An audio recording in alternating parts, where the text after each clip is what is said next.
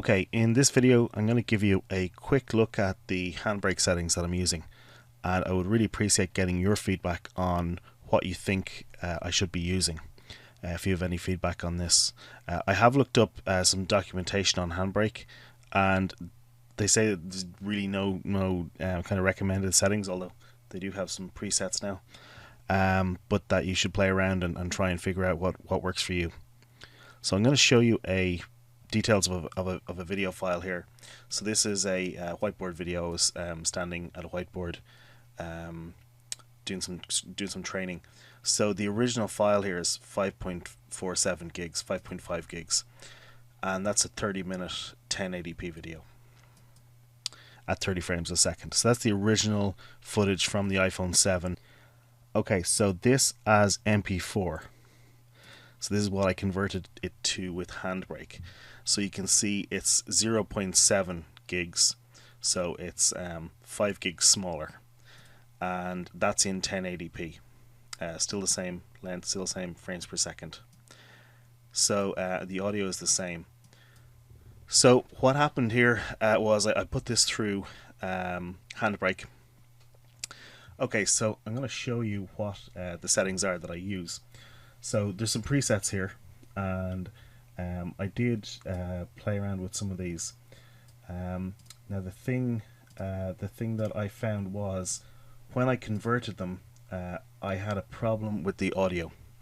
So the audio that I use now is pass-through. So you can convert your audio to MP3, and there's some other settings there. I've just set it to use auto pass-through. And I also found that when I originally set this up, that when I created my preset, that for some reason this got reset to try and convert it to MP3 again. So I had to make sure that that particular thing was exported in my preset. So so that's what I'm using now for audio. For video, I'm leaving 30 frames a second, and I'm setting this average bit rate to 2700. And I'm using 2-pass encoding with turbo first pass. Frame rate set as 30 with peak frame rate. I don't know what that's going to do. I don't know what this is going to do. I've left those at the defaults that they were. But I think this is the key part over here is figuring out what number there works for you. The higher the number here will be the higher quality of the file, of the output file. I'm quite happy with it at around 2700. Reducing this, you can reduce it more and you'll get a smaller file size. Obviously with a smaller with slightly lower quality. So that's the settings for the video, and then picture, you can change the settings here. You can actually downsize it here to say 720p, which I have done for some.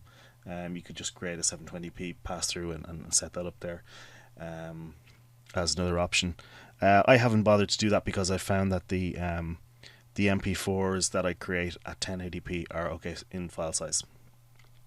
The other kind of weird thing with Handbrake is when you're running this, I found that it does some strange things sometimes to the file location, and sometimes it outputs files without a file extension. So I just generally click browse and go to my desktop or go to my video backups folder, and output it to there, and I make sure that I have .mp4 stuck on the end because that's what I'm outputting. So that's the settings that I use. I'll just flick through all of these so you see what they are. So there's no other settings that I use that are important. I think just the mp4 container web optimized, and that web optimized setting means that it can start to stream straight away. So I always tick that.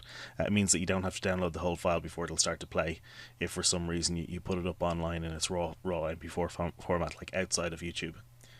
So those are the settings I use. I hope you find this useful. Let me know if you got any feedback on it, and if you have some good settings that you think work and reduce the file size and keep the same quality, I'd love to know what they are.